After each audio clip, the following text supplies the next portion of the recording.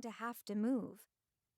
Sure, it wasn't his parents' fault, but by the time they'd told Joon, they had given up on finding a place anywhere nearby and were looking for a new house outside Setauket, which meant he'd have to switch schools, which was absolutely not okay. "They're right below us," Joon whispered. "Told you," Rachel whispered back. I knew this was the perfect spot, she thought. Listening, she heard the footsteps halt directly beneath them, inside Mom and Dave's room. As she'd hoped, Mom and Dave's voices drifted up to the attic as clearly as if Rachel were hiding under their bed. "Pink or white?" Dave asked. "Are we really supposed to care what color the napkins are?" Mom asked. "For what it's worth, I don't think there's a wrong answer." Ugh, more wedding planning. Rachel'd hoped to overhear something important, or at least interesting. She certainly didn't care what color the napkins were. "Sorry," she whispered to Joon. Joon shrugged, as if to say he didn't mind. He probably didn't. After spending yesterday helping his parents sort through closets, he'd showed up at her house this morning and begged her to think of something to do that didn't have anything to do with the move. He always said the word like it was capitalized. She'd brainstormed about 20 different ideas, but spying from the attic had been her best one. It had been that way since the day they met back in kindergarten. She came up with the ideas, and he supplied the "let's do it." She and Joon had been the first two kids tagged out during Capture the Flag. Rachel had studied the elementary school playground, studied him, and then announced they weren't out, they were pirates. And pirates didn't have to follow the rules. Joon had jumped into action immediately. In less than 10 minutes, they'd stolen the flag, won the game, gotten disqualified, and become best friends forever. Now, at age 11, they'd outgrown being pirates. Instead, this summer, they were spies.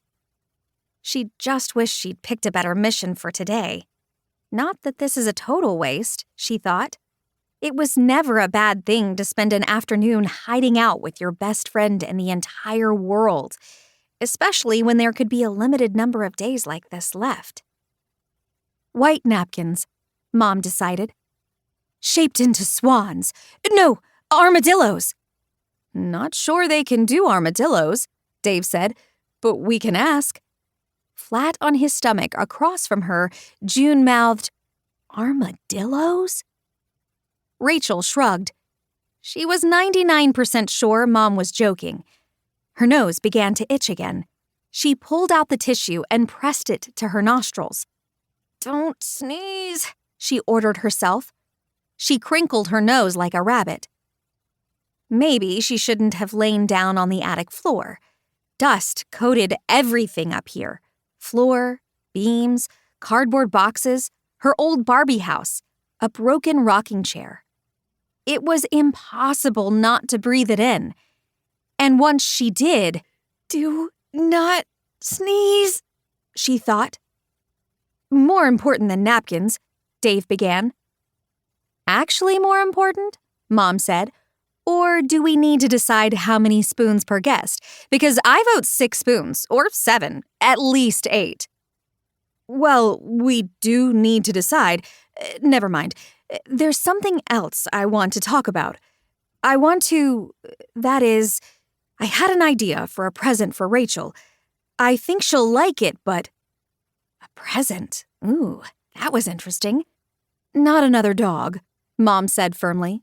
"1 is enough." "Not a dog." "Or a cat." "It's not a cat." "No emu." "I promise, no emu," Dave said. "It's a family heirloom, a ring. Because you're getting a new ring, and I'm getting a new ring, and I thought it would be nice." That was nice, though Rachel didn't ever wear jewelry, and she didn't actually want a ring. She would rather get another dog. Or an emu. But it was still sweet. She'd have to remember to pretend to be both surprised and grateful when he gave it to her. "What's wrong with it?" Mom asked.